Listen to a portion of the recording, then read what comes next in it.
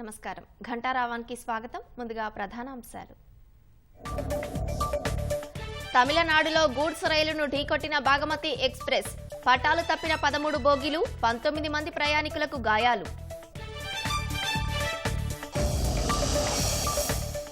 Air India express విమాన ఘటనపై DGCA దర్యాప్తు హైడ్రాలిక్స్ సమస్యకు కారణాన్ని గుర్తించాలన్న రామ్మోహన్ నాయుడు అశ్వరావుపేటలో 36 కోట్లతో ఆధునిక టర్బైన్ ఏర్పాటు నేడు విద్యుత్ ఉత్పత్తి కేంద్రాన్ని ప్రారంభించనున్న భట్టి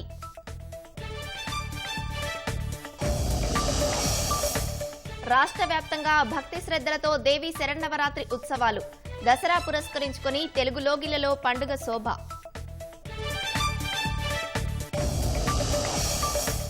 తిరుమలలో వైభవంగా జరిగిన చక్రస్నానం సాయంత్రం ధ్వజారోహణంతో బ్రహ్మోత్సవాల ముగింపు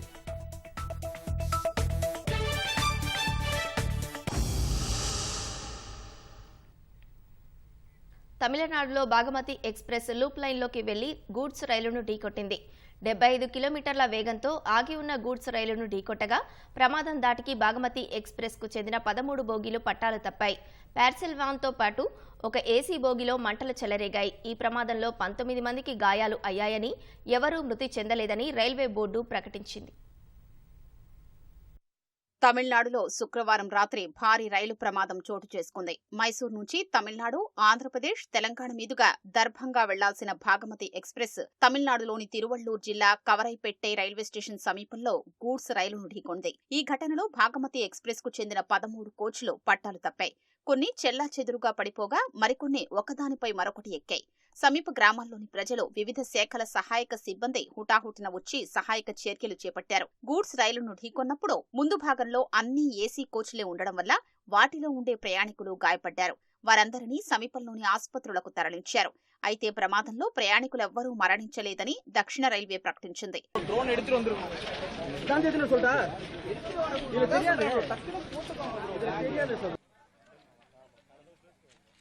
శుక్రవారం రాత్రి 8:27 భాగమతి ఎక్స్‌ప్రెస్ పొన్నేరి స్టేషన్ దాటిందని దక్షిణ రైల్వే తెలిపింది కవరైపెట్టై స్టేషన్లోకి ప్రవేశించగానే కుదుపునకు లోనై సిగ్నల్ ఇచ్చిన ప్రకారం మెయిన్ లైన్లోకి వెళ్లకుండా లూప్ లైన్లోకి వెళ్లి గూడ్స్ రైలును ఢీకొట్టిందని వెల్లడించింది ప్రమాద సమయంలో రైలు వేగం గంటకు 75 కిలోమీటర్లు ఉన్నట్లు పేర్కొంది రైల్వే సిబ్బందితో పాటు ప్రయాణికులందరూ సురక్షితంగానే ఉన్నారని తెలిపింది పార్సిల్ వ్యాన్తో పాటు ఏసీ బోగీలో చెలరేగిన మంటల్ని అగ్నిమాపక సిబ్బంది అదుపులోకి తెచ్చారని పేర్కొంది ఈ ప్రమాదంతో నెల్లూరు చెన్నై మార్గంలో రైళ్ల రాకపోకల్ని నిలిపివేసినట్లు వెల్లడించింది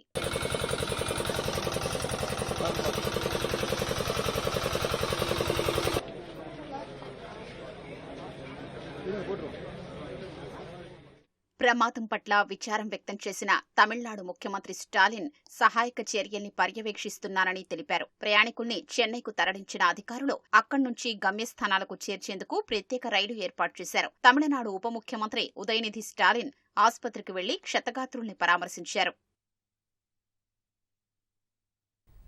తమిళనాడులో ఎయిర్ ఇండియా ఎక్స్‌ప్రెస్ విమాన ఘటనపై దర్యాప్తు చేపట్టాలని పౌర విమానయాన నియంత్రణ సంస్థ డీజీసీఏను పౌర విమానయాన శాఖ మంత్రి రామ్మోహన్ నాయుడు ఆదేశించారు తిరుచి విమానాశ్రయం నుంచి ఎయిర్ ఇండియా ఎక్స్‌ప్రెస్ 141 మంది ప్రయాణికులతో శుక్రవారం సాయంత్రం 5:40 బయలుదేరింది గాల్లోకి ఎగిరిన కాసేపటికే హైడ్రాలిక్స్లో సమస్య కారణంగా చక్రాలు లోనికి ముడుచుకోలేదు ల్యాండ్ చేయలేని పరిస్థితి నెలకొనడంతో 2 గంటల పాటు ఆకాశంలోనే చక్కర్లు కొట్టింది ఇంధనం తగ్గిన తర్వాత రాత్రి 8:15 పైలట్లు తిరిగి విమానాన్ని తిరుచి విమానాశ్రయంలోనే సురక్షితంగా దించారు హైడ్రాలిక్స్ సమస్యకు కారణాన్ని గుర్తించాలని కేంద్ర మంత్రి డీజీసీఏకు సూచించారు శుక్రవారం సాయంత్రం 6:05 అత్యవసరం ప్రకటించగానే ఎయిర్పోర్ట్ సిబ్బంది అత్యవసర బృందాలు వేగంగా స్పందించి అత్యవసరమైన చర్యలు తీసుకున్నాయని తెలిపారు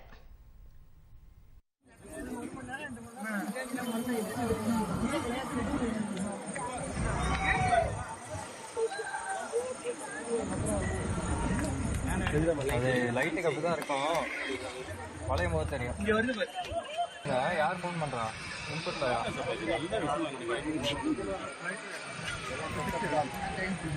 சில பேர் லைன்ல இருங்க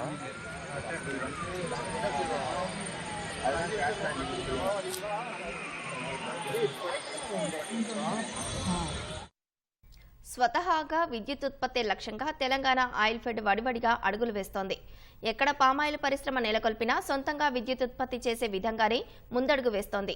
ఇప్పటికే భద్రాద్రి కొత్తగూడెం జిల్లా దమ్మపేట మండలం అప్పారావుపేట పామాయిల్ పరిశ్రమలో 2 మెగావాట్లతో ప్రారంభించి అదనంగా మరో 2.5 మెగావాట్ల విద్యుత్ ఉత్పత్తిలో మొత్తం 4.5 మెగావాట్లు ఉత్పత్తి చేస్తోంది. తాజాగా అశ్వరావుపేటలో పామాయిల్ పరిశ్రమలో 2.5 మెగావాట్ల విద్యుత్ ఉత్పత్తి ప్రారంభానికి సిద్ధమైంది. భద్రాద్రి కొత్తగూడెం జిల్లా అశ్వరావుపేట పామాయిల్ పరిశ్రమలో 36 కోట్ల రూపాయలతో నిర్మించిన ఆధునిక టర్బైన్ ప్రారంభోత్సవానికి సర్వం సిద్దమైంది. నూతన టర్బైన్ ప్రారంభోత్సవానికి ఉప ముఖ్యమంత్రి మల్లుభట్టి విక్రమార్క, వ్యవసాయ శాఖ మంత్రి తుమ్మల నాగేశ్వరరావు, రెవెన్యూ శాఖ మంత్రి పొంగులేటి శ్రీనివాసరెడ్డి, జిల్లా ఇన్ఛార్జి మంత్రి కోమటిరెడ్డి వెంకటరెడ్డి హాజరు కానున్నారు. పామాయిల్ పరిశ్రమలో గానుగా ఆడగా వచ్చే ఖాళీ గెలల ద్వారా 2.50 మెగావాట్ల విద్యుత్ను ఉత్పత్తి చేసి పరిశ్రమ అవసరాలు తీర్చనుంది. ఈ టర్బైన్ ను పూర్తిగా కంప్యూటర్లు, ఆటోమేటిక్ యంత్రాలతో ఏర్పాటు చేశారు. పామాయిల్ పరిశ్రమకు అంతరాయం లేకుండా విద్యుత్ సరఫరా చేయనుంది. ఈ ప్లాంట్ 2.5 మెగావాట్ పవర్ను ఉత్పత్తి చేస్తుంది. దీని వెనకాల 30 TPH బాయిలర్ మరి RO ప్లాంట్లు 2 కూడా దానికి అనుసంధానమయ్యి మనకు 2.5 మెగావాట్ పవర్ను ఉత్పత్తి చేసి మన ప్లాంట్కు సరిపడా విద్యుత్తును ఉత్పత్తి చేసి మనం చేసుకోవడం వల్ల ₹1.50 యూనిట్ను మనం ఖర్చు పెట్టి మన ప్లాంట్ను నిర్మించుకుంటున్నాము. అంటే పర్ యూనిట్ దీనివల్ల మనము సంవత్సరానికి 2 కోట్లు సేవ్ చేయబోతున్నాము ట్రాన్స్కో పవర్ ఛార్జెస్. ఈ పవర్ ప్లాంట్ను కూడా మనం బయట నుంచి ఎలాంటి ఫ్యూయల్ తీసుకోవట్లేదు. మన దగ్గర ఉన్న bunch fibre, palm fibre, shell వాటితో మనం ఇక్కడ నడుపుతాము. సో దానివల్ల మనకు ఫ్యూయల్ ఖర్చు కూడా తగ్గిపోయి మనకున్న వనరులతోటే మనం పవర్ ప్లాంట్ నడుపుకుంటాం. దానివల్ల ఆయిల్ ఫెడ్కి కూడా లాభం జరుగుతుంది, అలాగే రైతులకు కూడా లాభం జరుగుతుంది. సో ఈ యొక్క పవర్ మన ప్లాంట్కి సరిపడా 1 మెగావాట్, అలాగే ఫ్యూచర్లో ఎక్స్పాన్షన్ జరిగే కొత్త 60 టన్నుల మిల్లుకి 1.5 మెగావాట్ కూడా ముందే నిర్మించడం జరిగింది. తెలంగాణ ఆయిల్ ఫెడ్ కు సాంకేతిక పరిజ్ఞానం వెన్నుదన్నుగా ఉంది. మరో 5 ఏళ్లలో ఆయిల్ ఫెడ్ కు పూర్తిస్థాయి జవసత్వాలు తెచ్చే దిశగా ప్రభుత్వం అడుగులు వేస్తోంది. పామాయిల్ పరిశ్రమల ఏర్పాటుతో రైతులకు పూర్తిస్థాయి భరోసా కల్పించిన సర్కార్ రైతుల్ని ఆర్థికంగా బలోపేతం చేసే దిశగా అడుగులు వేస్తోంది. ఇప్పటికే తెలంగాణలో అశ్వరావుపేట నియోజకవర్గంలో అశ్వరావుపేట, అప్పారావుపేటలో పామాయిల్ పరిశ్రమలు ఏర్పాటు చేయగా సిద్దిపేటలో 30 టన్నుల నుంచి 120 టన్నుల సామర్థ్యానికి విస్తరించే దిశగా 250 కోట్లతో చేపట్టిన పరిశ్రమ నిర్మాణం పూర్తయి 2025 ఆగస్టులో ప్రారంభించేందుకు సన్నాహాలు చేస్తున్నారు. ఇక్కడ కూడా రిఫైనరీ అవసరాల కోసం 4.0 మెగావాట్ల విద్యుదుత్పత్తి లక్ష్యంగా ప్లాంటు పనులు సాగుతున్నాయి. అంతేకాకుండా 2025లో అశ్వరావుపేటలో 60 నుంచి 90 టన్నులు, ఖమ్మం జిల్లా వేంసూరు మండలం కల్లూరిగూడెంలో 30 నుంచి 60 టన్నుల సామర్థ్యంతో పరిశ్రమల నిర్మాణం చేరున్నారు. నిరంతరాయ విద్యుత్ సరఫరాతో రైతులు సంతోషం వ్యక్తం చేస్తున్నారు. రైతులకి విద్యుత్ అంతరాయం లేకుండా ఈ యొక్క ఫ్యాక్టరీ వలన ఈ ఫ్యాక్టరీకి కావలసినటువంటి విద్యుత్ మొత్తం కూడా ఇదే విద్యుత్ సౌధ నుంచి ఏర్పాటు చేసి మరి అంతరాయం లేకుండా ఫ్రూట్ని ఆడుతూ ఉంటుంది కాబట్టి ఫ్యాక్టరీ నిర్విరామంగా కొనసాగుద్ది కాబట్టి రైతులకు కూడా మంచి లాభం చేకూరే విధంగా రైతులకు అట్టకాంప లేకుండా ఫ్రూట్ ఆగకుండా ఫ్రూట్ కంటిన్యూ అవుతుంది కాబట్టి రైతులకు కూడా మంచి లబ్ధి చేకూరుతుందని చెప్పి మేము ఈ సందర్భంగా తెలియజేస్తా ఉన్నాం. పామాయిల్ ఫ్యాక్టరీకి విద్యుత్ బిల్లు ఆదా అవటమే కాకుండా రైతులకు కూడా ఇది ఖర్చు తగ్గి పామాయిల్ ఫ్యాక్టరీకి ఆదాయం పెరిగే అవకాశం ఉంది. తుమ్మల గారు అందుబాటులో ఉండటం వల్ల దీంట్లో ఇంటర్ క్రాప్ అయితేనేమి హార్టికల్చర్ బాగా డెవలప్ చేయడానికి ఆయన దృఢ సంకల్పంతో ఉండు. నెలకి వాళ్ళు తోలిన ఫ్రూట్కి ఎమ్మటే డబ్బులు కట్టడం ఒక సౌలభ్యంగా ఉందని ఈ పామాయిల్ రైతులకి ఎంతైనా చెప్పొచ్చు. ఆయిల్ పామ్ గెలలకు కనీస మద్దతు ధర దక్కేలా తెలుగు రాష్ట్రాల నుంచి విరివిగా రైతులు నేటి సభకు హాజరు కావాలని ఆయిల్ పామ్ ఫెడరేషన్ విజ్ఞప్తి చేస్తోంది. పామాయిల్ రేటు మన ఇంపోర్ట్ డ్యూటీ పెంచినా కూడా స్టాండర్డ్ గా మనకు రైతుకు కావాలి, మినిమం ప్రైస్ అంటూ ఒకటి ఉండాలనే ఆలోచనతోటి ఆంధ్ర నుంచి కూడా రైతులను కొంతమందిని మేము పిలిచాము. ఆంధ్ర అసోసియేషన్ కూడా పిలిచాము. వాళ్ళు మేము కలిసి ఉమ్మడిగా ఒక మెమోరాండం తయారు చేసి సెంట్రల్ గవర్నమెంట్కి పంపాలనేది తుమ్మల గారి ఆలోచన. వాళ్ళతోటి మనం ఒక మెమోరాండం తయారు చేసి ఇంతమంది ఆంధ్ర తెలంగాణ రైతులు కూడా మాకు ఇది మినిమం ప్రైస్ కావాలి అనేది పట్టుదలతోటి చేయాలన్న ఆలోచనతో మీటింగ్ కండక్ట్ చేస్తున్నాం భారీ ఎత్తున. సో రైతులంతా కూడా అర్థం చేసుకుని వచ్చి మెమోరాండంలో మీ అందరూ కూడా పాల్గొనాలని సంకల్పంతో ఈ కార్యక్రమం చేస్తున్నాము. వచ్చే 5 ఏళ్లలో మరో 5 పరిశ్రమలు అందుబాటులోకి రానున్నాయి. అశ్వారావుపేటలో 2వ యూనిట్, కల్లూరిగూడెం, మహబూబాబాద్ జిల్లా తొర్రూరు, గద్వాల జిల్లా చీచుపల్లి, సిద్దిపేట పరిశ్రమల ఏర్పాటుతో తెలంగాణ ఆయిల్ ఫెడ్ ప్రైవేటు సంస్థలకు అందనంత దూరంలో ఉంది. ఇంతవరకు ప్రైవేటు సంస్థలు ఒక్క పరిశ్రమను ఏర్పాటు చేయలేదు. ఇప్పటికే అప్పారావుపేట పామాయిల్ పరిశ్రమలో ఆయిల్ పామ్ గెరల నుంచి గానుగా అడగ, మిగిలిన గింజల నుంచి కెర్నల్ ఆయిల్ తీస్తున్నారు. దీని ద్వారా ఆయిల్ ఫెడ్ కు అదనపు ఆదాయం లభిస్తోంది. ఇవి కాక గానుగా అడగా వచ్చిన మక్ నుంచి పౌడర్ తీసి చేపల చెరువులకు విక్రయిస్తున్నారు. తాజా పరిణామాలతో ఆయిల్ ఫామ్ రైతులకు సుస్థిర ధరలతో మేలు చేకూరనుంది. రాష్ట్రంలో త్వరలో జరగనున్న గ్రాడ్యుయేట్ ఎమ్మెల్సీ ఎన్నికల్లో విజయమే లక్ష్యంగా పార్టీ నాయకులు, కార్యకర్తలు పనిచేయాలని సీఎం రేవంత్ రెడ్డి, పీసీసీ అధ్యక్షుడు మహేష్ కుమార్ గౌడ్లు పిలుపునిచ్చారు. ప్రభుత్వ పథకాలు, యువతను ఆకర్షించే పథకాలపై విస్తృతంగా ప్రచారం చేయాలని సూచించారు. గ్రాడ్యుయేట్ ఎమ్మెల్సీ ఎన్నికల్లో విజయం సాధించేందుకు తీసుకోవాల్సిన చర్యలపై పార్టీ నాయకులతో సీఎం రేవంత్ రెడ్డి, పీసీసీ అధ్యక్షుడు మహేష్ కుమార్ గౌడ్లు జూమ్ సమావేశం నిర్వహించారు. ఇందులో నిజామాబాద్, మెదక్, ఆదిలాబాద్, కరీంనగర్ జిల్లాలకు చెందిన మంత్రులు, ఎమ్మెల్యేలు, ఎంపీలు, ఎమ్మెల్సీలు, పార్టీ కాంగ్రెస్ నాయకులు, రాష్ట్ర వ్యవహారాల in charge Deepa Das Munshi, AICC in charge కార్యదర్శులు పాల్గొన్నారు. రాష్ట్ర ప్రభుత్వం అనేక సంక్షేమ కార్యక్రమాలు యుద్ధ ప్రాతిపదికన చేపడుతోందని, అనేక విప్లవాత్మక కార్యక్రమాలు యువతకు తెలియజేయాలని సీఎం రేవంత్ రెడ్డి ఆయా జిల్లాల నాయకులకు పిలుపునిచ్చారు. గ్రాడ్యుయేషన్ పూర్తి చేసి ఉద్యోగాల కోసం వేచి చూస్తున్న యువతను ఓటర్లుగా నమోదు చేయించి వచ్చే ఎన్నికల్లో వారంతా కాంగ్రెస్ వైపు ఉండేలా చూసుకోవాలన్నారు. ప్రధానంగా యువజన కాంగ్రెస్, ఎన్ఎస్యుఐలు ఎన్నికల్లో పూర్తి స్థాయిలో పనిచేసేట్లు వ్యూహరచన చేసుకోవాలని సూచించారు.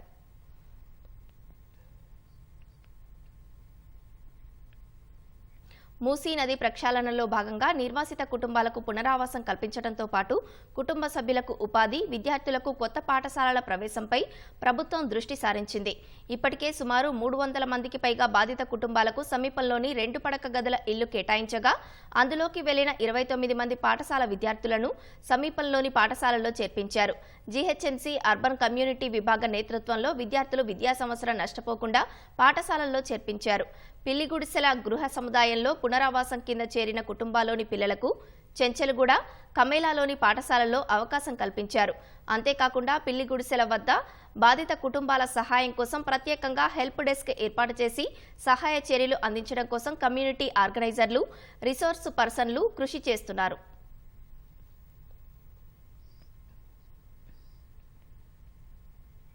వేడుకలు, ర్యాలీలు, సంబరాలు, సభల నిర్వహణ కోసం నిర్వాహకులు ఆన్లైన్లో దరఖాస్తు చేసుకునే విధంగా సైబరాబాద్ కమిషనరేట్ పోలీసులు కొత్త వెబ్సైట్ను అందుబాటులోకి తీసుకొచ్చారు. ఆన్లైన్ విధానంలో దరఖాస్తు చేసుకుంటే పోలీసులు పరిశీలించి ఆ తర్వాత అనుమతి ఇస్తారు. ఇప్పటి వరకు పోలీస్ స్టేషన్ల వద్దకు వచ్చి దరఖాస్తు పత్రాలు ఇచ్చేవాళ్ళని ఇక నుంచి ఆన్లైన్లో దరఖాస్తు చేసుకుంటే నేరుగా సంబంధిత అధికారి వద్దకు వెళ్తుందని సైబరాబాద్ సిపి అవినాష్ మొహంతి తెలిపారు. పర్మిషన్ ఏసీపీ ఆఫీసులే అవసరం లేదు. ఇక్కడ అప్లై చేస్తే ఇక్కడ నుంచే ఎవరికి పర్మిషన్ అథారిటీ వాళ్ళకి వెళ్ళిపోద్ది, వాళ్ళ పద్ధతి ప్రకారం ఇచ్చేసుకుంటారు. మ్యారథాన్ కానీ వాక్ కానీ ఆ టైప్ ఏమైనా ఉంటే అది ట్రాఫిక్ వాళ్ళు జనరల్ ఇస్తూ ఉంటారు.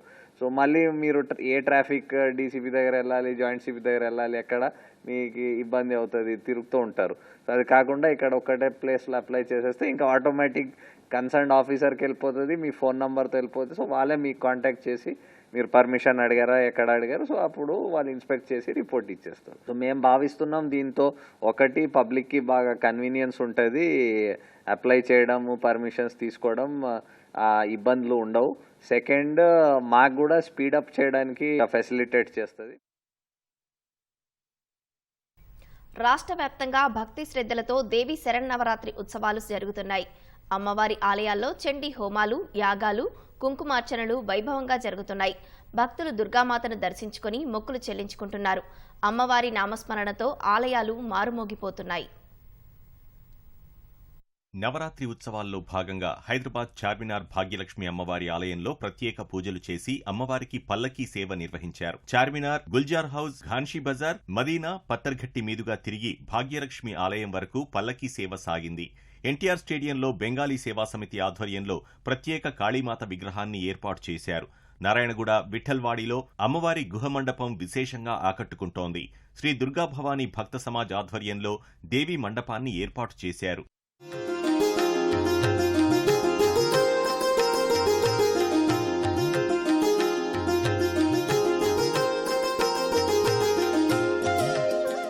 హైదరాబాద్ అంబర్పేటలోని శ్రీ మహంకాళి దేవాలయంలో నవరాత్రి ఉత్సవాలు అత్యంత వైభవంగా జరుగుతున్నాయి.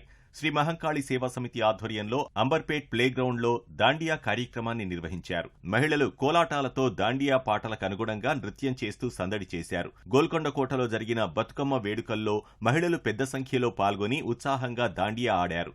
నవరాత్రుల సందర్భంగా జూబ్లీహిల్స్లోని వెంగళరావు నగర్ డివిజన్లో పలు దుర్గామాత మండపాల వద్ద ప్రత్యేక సాంస్కృతిక కార్యక్రమాలు నిర్వహించారు. చిన్నారుల భరతనాట్యం, శివపార్వతుల వేషధారణ, నృత్యాలు చూపర్లను ఆకట్టుకున్నాయి.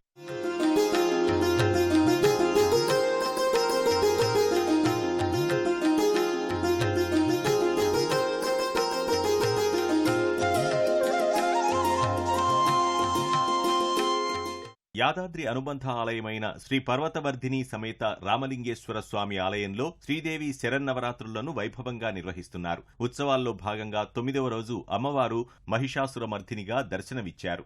సిద్దిపేట జిల్లా అక్బర్పేట భూంపల్లి మండలం మోతేలో జ్ఞాన సరస్వతి దేవి ఆలయంలో దేవి శరన్నవరాత్రి ఉత్సవాలు వైభవంగా ముగిశాయి. 108 రకాల సుగంధ ద్రవ్యాలతో మహాపూర్ణాహుతి నిర్వహించారు. అనంతరం గ్రామంలో పల్లకీ సేవ నిర్వహించారు. మెదక్ జిల్లా శివంపేటలో భగలాముఖి ఆలయంలో మహిళలు అమ్మవారికి ప్రత్యేక పూజలు చేశారు. ఈ పూజా కార్యక్రమానికి ఎమ్మెల్యే సునీతారెడ్డి హాజరయ్యారు. దసరా పండుగ సందర్భంగా వేములవాడలో ఎద్దుల బండ్ల ర్యాలీ నిర్వహించారు. జగిత్యాల జిల్లా మెట్పల్లిలో పురాతన శ్రీ చెన్నకేశవ స్వామి పొన్నచెట్టుపై భక్తులకు దర్శనమిచ్చి కనువిందు చేశాడు. స్వామివారి రథాన్ని పట్టణంలోని పురవీధుల్లో ఊరేగించారు.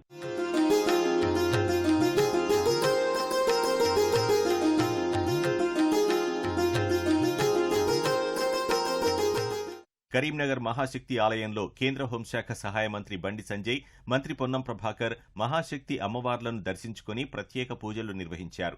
బండి సంజయ్ తాను వేర్వేరు పార్టీలో ఉన్నప్పటికీ కరీంనగర్ పార్లమెంటు నియోజకవర్గ అభివృద్ధి విషయంలో మాత్రం రాజీ లేకుండా పనిచేస్తామని మంత్రి పొన్నం ప్రభాకర్ తెలిపారు.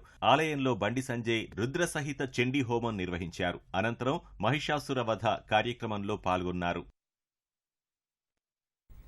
పండుగ వచ్చిందంటే చాలు ప్రతి ఇంట్లో పిండి వంటలు తప్పనిసరిగా చేయాల్సిందే. ఇంతకుముందు కుటుంబ సభ్యులంతా కలిసి తయారు చేసుకునేవారు. కానీ నేడు పరిస్థితి మారింది. ఉరుకుల పరుగుల ప్రపంచంలో క్షణం తీరిక లేకుండా జీవితం గడుపుతున్నారు. నగరాల్లో అయితే ఇంకా చెప్పనవసరం లేదు. దీంతో రెడీమేడ్ ట్రెండ్ పెరిగింది. ఇంట్లో తయారు చేసుకోవడానికి సమయం లేని వాళ్ళు షాప్కు వెళ్లి కొనుగోలు చేస్తున్నారు.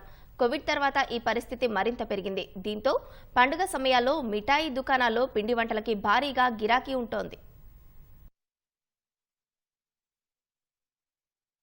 ఉంటే కానీ అమ్మ చేసి పెడుతుంది. ఇక్కడ రెడీమేడ్ తీసుకోవడానికి వచ్చాము మేము దసరా గురించి. ఎందుకంటే మేము వర్క్ చేస్తాం కదా ఆఫీస్లో, సో మాకు కుదరదు, టైం ఉండదు. అందుకే రెడీమేడ్గా తీసుకోవడానికి వచ్చాము మేము. ఇక్కడ ఇప్పుడు ప్రెసెంట్ అయితే ఇప్పుడు టైం లేదని ఇక్కడ తీసుకోవడానికి వచ్చినాం షాప్కి. అదే ఇంట్లో లేదు, మేము సీనియర్ సిటిజన్ కదా, ఓపిక లేదు, అందు గురించే తీసుకుని వెళ్తున్నాం. ఎవరైనా రిలేషన్స్ వస్తారు కదా పెట్టడానికి అనేసి. దసరా అంటే ఈ మురుకులు, సకినాలు, అప్పలు, గర్జలు ఇవి బాగా సేల్ ఉంటుంది ఇప్పుడు ఈ టైంలో. కొంచెము అందరు ఇప్పుడు ఇంట్లో చేసుకునే ఓపిక తగ్గింది కాబట్టి అందరు ఇంకా షాప్ సైజ్ ఏం చేస్తూ ఉంటారు, మన దగ్గర నుంచి తీసుకుంటూ ఉంటారు. ఇప్పుడు ఈ ఆల్మోస్ట్ ఒక కోవిడ్ తర్వాత నుంచి ఇంకొంచెం పికప్ చాలా ఎక్కువ అయిపోయింది. మన దాని ముందు మంచి బాగుండే సేల్స్, ఇప్పుడు ఇంకెక్కువ పికప్ అయిపోయింది, డబల్ అయిపోయింది సేల్స్ మొత్తం. కోవిడ్ తర్వాత నుంచి కూడా పబ్లిక్ కొంచెం చేసుకోవడం అనేది తగ్గింది ఇంట్లో, సో అందరూ కొనుక్కోవడం అనేది పెరిగింది కొంచెం బాగా.